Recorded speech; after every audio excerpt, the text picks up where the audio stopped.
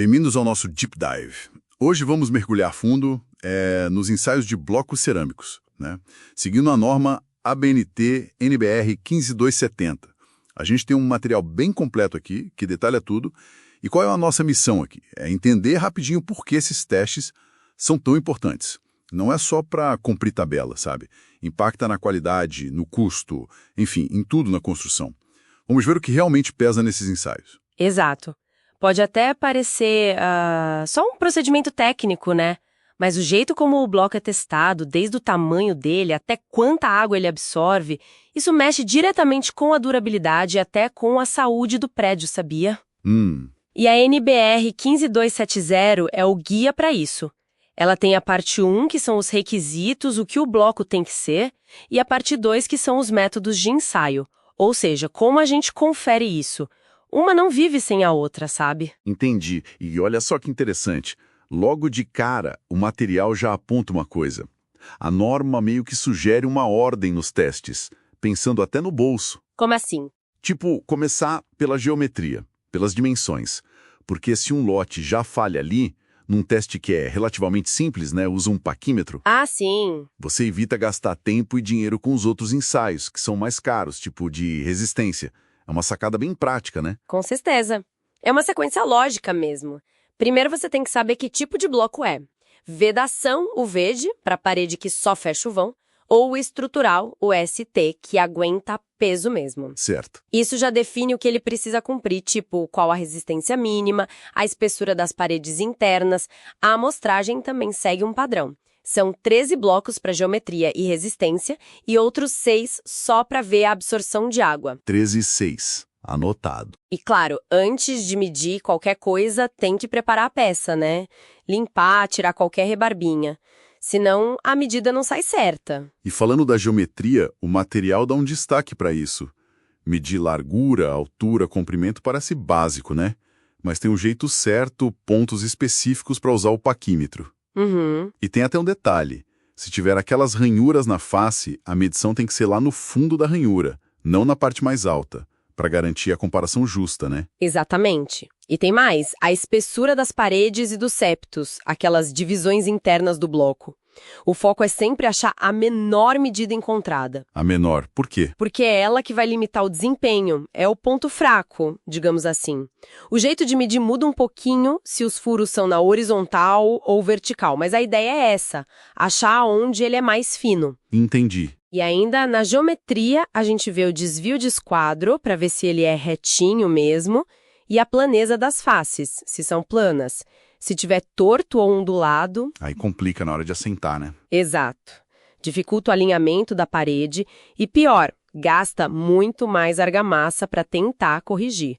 A norma tolera no máximo 3 milímetros para esses desvios. É bem pouco. E o impacto disso no mundo real? O material cita um estudo regional que, olha, me deixou preocupado.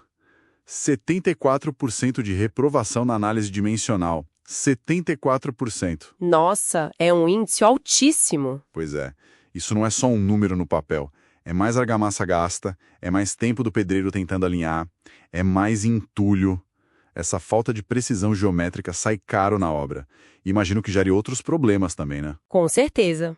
Além do custo direto que você falou, uma parede que não está no prumo ou com a superfície irregular por causa do bloco dificulta muito o revestimento. O reboco pode ficar torto ou, pior, trincar depois. Afeta o acabamento final, a qualidade percebida. Faz todo sentido. Bom, saindo um pouco da geometria, outro ensaio-chave que o material aborda é o de absorção de água, o AA%. Como é que funciona esse? Basicamente, a gente compara o peso do bloco bem seco com o peso dele depois de saturado com água. Para secar, ele vai para uma estufa a 105 graus Celsius até o peso não mudar mais. Aí a gente tem a massa seca, MS. Ok. E para saturar? Para saturar, o método que a norma prefere é ferver o bloco em água por 2 horas. Ferver? Sim, ferver. O calor ajuda a tirar o ar que está preso nos poros do bloco, sabe? Garante que ele fique realmente cheio de água. Tem uma alternativa, que é deixar de molho em água fria por 24 horas, mas a fervura é mais eficiente. interessante. Aí, depois de saturado, tira da água, dá uma secada rápida na superfície com um pano úmido, só para tirar o excesso, e pesa de novo. Essa é a massa úmida, mu. Tá. E o cálculo? O cálculo é simples. A porcentagem de absorção de água é mu menos ms dividido por ms vezes 100. Mas o pulo do gato aqui é que não basta absorver pouco. Tem uma faixa ideal. Ah, é? Qual seria?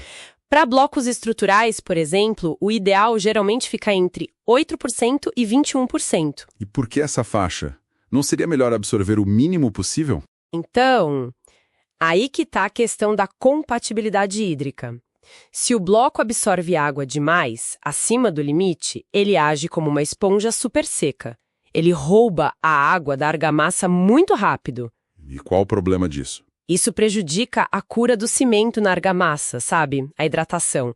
A argamassa perde resistência e não gruda direito no bloco. Pensa num reboco que depois solta fácil. Entendi. E se absorver muito pouco, abaixo dos 8%? Se absorver de menos, a pasta de cimento da argamassa não consegue entrar nos porinhos da superfície do bloco para criar uma ancoragem microscópica. A ligação fica fraca também. Ou seja, tem que ter um equilíbrio. Caramba, que delicado isso. Nem muito, nem pouco. Exatamente. Esse equilíbrio é fundamental para evitar problemas depois, tipo eflorescência, aquelas manchas brancas, ou até mofo, se a parede ficar úmida por muito tempo por causa dessa má interação. Quer dizer, a forma como o bloco lida com a água é tão crítica quanto as medidas dele. E tudo isso, imagino, vai para um relatório de ensaio, né? Comparando com os limites da norma. Isso. O relatório documenta tudo. Os resultados de cada bloco testado e se ele passou ou não nos critérios da NBR 15270, parte 1. E olha, o material até alerta para erros comuns que podem acontecer no laboratório.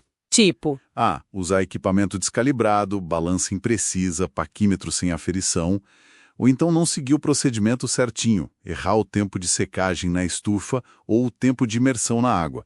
Qualquer deslize compromete o resultado. Com certeza. E, para fechar o ciclo, como isso se conecta com o mercado, com quem está comprando o bloco? Bom, essa conformidade com a NBR 15270 é a base para programas importantes, como o PSQ, o Programa Setorial da Qualidade. Ele basicamente certifica os fabricantes que seguem a norma à risca. Tipo um selo de qualidade. Exato. Ajuda a dar mais segurança para quem constrói, para quem compra. Você sabe que aquele produto passou por esses controles, que ele tende a ter um padrão mínimo de qualidade. Isso reduz risco e custo lá na frente. Então, o que a gente tira desse nosso mergulho de hoje? Que esses ensaios da norma, principalmente geometria e absorção de água, vão muito além de ser só uma exigência. São, na verdade, ferramentas essenciais para prever o comportamento do material, garantir a qualidade, controlar o custo e fazer a construção durar mais.